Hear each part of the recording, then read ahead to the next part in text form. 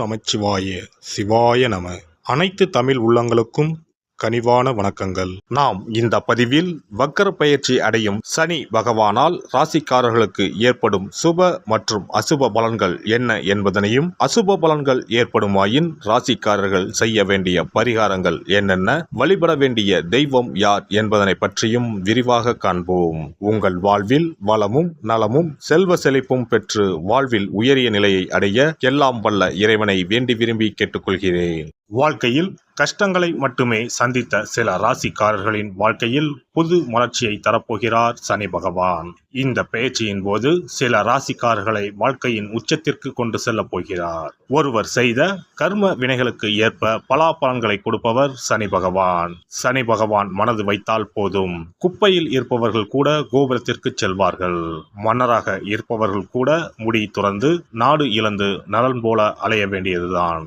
சிவனாக இருந்தாலும் யமனாக இருந்தாலும் சனியின் தண்டனையில் இருந்து தப்ப முடியாது. எல்லோருக்கும் ஒரே தீர்ப்புதான்.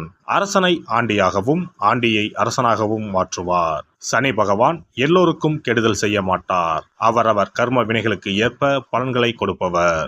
சனி பெயர்ச்சியால் யாருக்கெல்லாம் பாதிப்பாக இருந்ததோ அவர்களுக்கு சில நன்மைகள் நடைபெறப் போகிறது. சனி பெயர்ச்சியால் யாருக்கெல்லாம் சாதகமாக இருந்ததோ அவர்களுக்கு சில பாதிப்புகள் உண்டாகலாம்.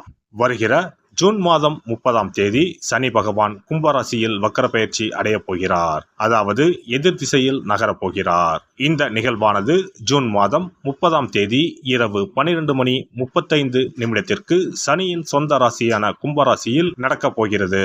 நவம்பர் மாதம் 15ஆம் தேதி வரை சனி கும்பத்தில் வக்ர நிலையில்தான் பயணிப்பார். இப்படிப்பட்ட சூழ்நிலையில் சில ராசிக்காரர்களுக்கு சனி பகவானின் சிறப்பு அருள் கிடைக்கும். அதாவது இந்த ராசிக்காரர்களுக்கு வேலை மற்றும் வியாபாரத்தில் பதவி உயர்வு, சம்பள உயர்வு கிடைக்கலாம். வேலை இல்லாதவர்களுக்கு நல்ல வேலை கிடைக்கும். சனி பகவான் தற்பொழுது கும்பராசியில் உள்ள கடைசி நட்சத்திரமான புரட்டாதி நட்சத்திரத்தில் சஞ்சரிக்கிறார். அதன் பின்னர் நவம்பர் 15ஆம் தேதி மீண்டும் நேராக பயணிக்க உள்ளார். இப்படி வக்கர நிலையில் சுமார் 139 நாட்கள் சனி பகவான் பயணிக்க உள்ளார். சனி பகவான் வக்கரமாவதால் அதன் தாக்கம் அனைத்து ராசிகளிலுமே காணப்படும். அதுவும் சில ராசிக்காரர்களுக்கு பொற்காலமாக இருக்கப் போகிறது. மேலும் நிதி நிலையில் நல்ல உயர்வும் தொழிலில் நல்ல முன்னேற்றமும் ஏற்பட உள்ளது. திருமண வாழ்க்கையில் மகிழ்ச்சி அதிகரிக்கும். இனி உங்கள் ராசிக்கான பலன்கள் என்ன என்பதனை பற்றி காண்போம். மிதுன ராசி அன்பர்களே, இதுவரை இருந்து வந்த பிரச்சனைகள் விலகும். கடந்த 9 வருடங்களாக இழுபறியாக இருந்து வந்த சிக்கல் ஒன்றுக்கு தீர்வு கிடைக்கும். பொருளாதார அளவில் நல்ல பலன்கள் உண்டாகும். எதிர்பார்த்த சம்பள உயர்வு கிடைக்கும். அலுவலகத்தில் உங்கள் கை ஓங்கும். எதிர்த்தவர்கள் அடங்குவார்கள். புதிய விஷயங்களை கற்றுக்கொள்வீர்கள். வியாபாரத்திலும் லாபம் அதிகரிக்கும். குடும்பத்தில் மகிழ்ச்சி உண்டாகும். பிரிந்திருந்த தம்பதிகள் ஒன்று சேரும் வாய்ப்பு உண்டு. புதிய மனிதர்களின் சந்திப்பால் மனதிற்கு மகிழ்ச்சி கிடைக்கும். 10ஆம் வீட்டில் இருக்கும் ராகு பகவான் உங்களை பலப்படுத்தி கொண்டிருக்கிறார். எனவே கடன் பிரச்சனைகளுக்கு தீர்வு கிடைக்கும். அலுவலக ரீதியாகவும் நற்பலன்கள் அதிகரிக்கும். என்றாலும் குடும்பத்தில் ஒருவருக்கொருவர் விட்டு கொடுத்து செல்வது நல்லது. மனதில் சாதிக்க முடியும் என்ற தன்னம்பிக்கை துளிர்விடும். சவால்களில் வெற்றி பெறுவீர்கள். பழைய வாகனத்தை மாற்றுவீர்கள். இனி ஓரளவு வசதியான வீட்டுக்கு மாறுவீர்கள். மகனுக்கு அயல்நாடு தொடர்புடைய நிறுவனத்தில் வேலை கிடைக்கும். பழைய கடனை தீர்க்க உதவிகள் கிடைக்கும். சொந்த வீடு வாங்குவீர்கள். வழக்கில் நல்ல தீர்ப்பு வரும். பங்காளி பிரச்சனைகள் தீரும். திட்டமிட்ட காரியங்கள் அனைத்தும் கைகூடும். தன்னிச்சையாக சில முக்கிய முடிவுகள் எடுப்பீர்கள்.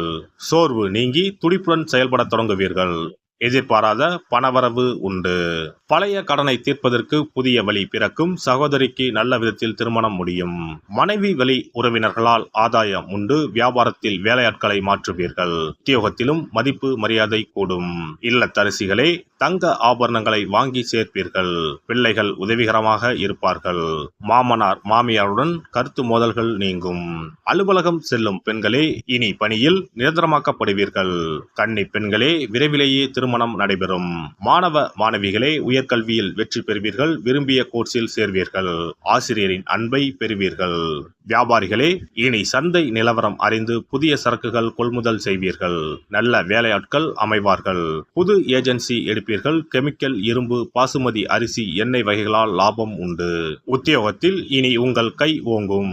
உங்களை புரிந்து கொள்ளும் அதிகாரி வந்து சேர்வார். எதிர்பார்த்த சலுகைகள் கிடைக்கும். பழைய சம்பள பாக்கிகளும் வந்து சேரும். அயல்நாட்டு தொடர்புடைய நிறுவனங்களில் இருந்து புதிய வேலைகள் வந்து அமையும். இந்த வக்கர பெயர்ச்சி உங்களை தலை நிமிர வைப்பதுடன் நீண்ட நாள் ஆசைகளையும் நிறைவேற்றுவதாக அமையும். விழுப்புரத்திலிருந்து திருக்கோவிலூர் செல்லும் பாதையில் உள்ள கல்பட்டு என்னும் ஊரில் அருள்பாலிக்கும் ஸ்ரீ சாந்த சனீஸ்வரரை புனர்பூசம் நட்சத்திரம் நடைபெறும் நாளில் சென்று வணங்குங்கள். வாய் பேச இயலாதவர்களுக்கு உதவுங்கள். வாழ்வில் வளம் பெருகும். சிறப்பு பரிகாரம். நவ கிரகங்களில் சனி பகவான் நீதி தவறாதவர். அவரவர் கர்ம வினைகளுக்கு உரிய பலனை தவறாமல் வழங்குபவர். பொதுவாக சனி பெயர்ச்சி என்றாலே எல்லோரும் பயப்படுவார்கள். அப்படி பயப்பட வேண்டிய அவசியமே இல்லை. சனி பகவானால் பாதிப்புகள் ஏற்படும் பட்சத்தில் பாதிப்பில் இருந்து விடுபட பல எளிய பரிகாரங்கள் உள்ளன. ஒரு கைப்பிடி பச்சரிசியை எடுத்துக்கொண்டு அதை நன்றாக பொடி செய்து கொள்ள வேண்டும். பிறகு சூரியனை வழிபட வேண்டும். சூரியனை வழிபட்ட பிறகு குளக்கரையிலோ மரத்தின் அடியிலோ உள்ள விநாயகரை 3 முறை வலம் வந்து வழிபட்டு விட்டு பொடி செய்த பச்சரிசி மாவை தரையில் போட வேண்டும். அப்படி போடும் மாவை எறும்புகள் எடுத்துச் செல்லும். குறிப்பாக வன்னி மரத்தின் அடியில் இருக்கும் விநாயகரை வலம் வருவது மிகவும் விசேஷம். இந்த பரிகாரத்தை எப்போதுமே தொடர்ந்து செய்வது மிகவும் நல்லது. ஒருவருக்கு சனி தசை வந்துவிட்டால் அவருக்கு சந்தேக புத்தி வந்துவிடுகிறது. யார் சொல்வதையும் ஏற்றுக்கொள்ள மாட்டார்கள். குறிப்பாக அஷ்டமத்து சனி மிகவும் கஷ்டப்படுத்திவிடும். 7.5 சனியின் பாதிப்பை விடவும் அஷ்டமத்து சனி மிக அதிக பாதிப்பை ஏற்படுத்தும். அஷ்டம சனி நடப்பவர்கள் சனியினால் ஏற்படக்கூடிய பாதிப்புகளில் இருந்து விடுபட பின்கூறும் நியதிகளை கடைபிடித்தால் பாதிப்புகளின் தாக்கத்தில் இருந்து விடுபடலாம். சனி தசை நடக்கும்போது எந்த செயல் செய்தாலும் தாமதமாகும். அதற்காக கோபப்படக்கூடாது. பொறுமையாக இருக்க பழகிக்கொள்ள வேண்டும். தினமும் காகத்துக்கு எள் கலந்த சாதம் வைக்கவும். பிரதோஷ பூஜைகளில் பங்கேற்பது நல்லது. சனிக்கிழமை தோறும் சனி பகவானுக்கு இரும்பு அகல் விளக்கில் நல்லெண்ணெயில் தீபம் ஏற்றி வழிபடவும். கருங்குவளை மலர்களால் சனி பகவானுக்கு அர்ச்சனை செய்து வரலாம். வன்னி மர இலைகளை மாலைகளாக தொடுத்து சிவபெருமானுக்கு சனிக்கிழமை தோறும் சாற்றி வணங்கி வழிபடவும். சனிக்கிழமை அன்று அசைவ உணவு கண்டிப்பாக சாப்பிடக்கூடாது. சனிக்கிழமை தோறும் நல்லெண்ணெய் குளியல் செய்தால் கெடுதல் குறையும். விநாயகர் வழிபாடு செய்யலாம். அனுமன் வழிபாடு சனி பகவானின் தொல்லைகளை குறைக்கும். ஞாயிற்றுக்கிழமை மாலை ராகு கால வேளையில் கால பைரவரை வணங்கி வரலாம். தேய்பிறை அஷ்டமி நாளில் கால பைரவரை வணங்கி வருவது நன்மை தரும். ஏழை மாணவர்களின் படிப்பு செலவுக்கு உதவலாம். சனி பிரதோஷ வழிபாடு செய்வது சிறப்பு. அன்னதானத்துக்கு உதவி செய்யலாம். சித்தர்களின் பீடங்கள், ஜீவ சமாதி பீடங்களுக்கு சென்று வணங்கி வழிபடலாம். வன்னி மரத்தை சுற்றி வந்து வணங்க வேண்டும். இதனால் சனி பகவானின் கொடுமையான பாதிப்புகள் விலகிவிடும். பிரதோஷ காலத்தில் சிவபெருமானுக்கு வில்வ இலை கொடுத்து வணங்க வேண்டும். தினமும் ராமநாமம் ஜபித்து வந்தால் சனி பகவானின் தொல்லையிலிருந்து தப்பிக்கலாம். கால்கள் இல்லாமல் நடக்க இயலாதவர்களுக்கு இயன்ற உதவியை செய்யலாம். இந்த வழிமுறைகளை முறையாக கடைபிடித்து சனியினால் ஏற்படக்கூடிய பாதிப்புகளின் தாக்கத்தில் இருந்து விடுபடலாம். எல்லாம் வல்ல இறையருளால் நீங்களும் உங்கள் அன்பு குடும்பமும் உடல் நலம், நீலாயுள், நிறை செல்வம், உயர் புகழ், மெய்ஞானம் ஓங்கி வாழ்க வளமுடன்.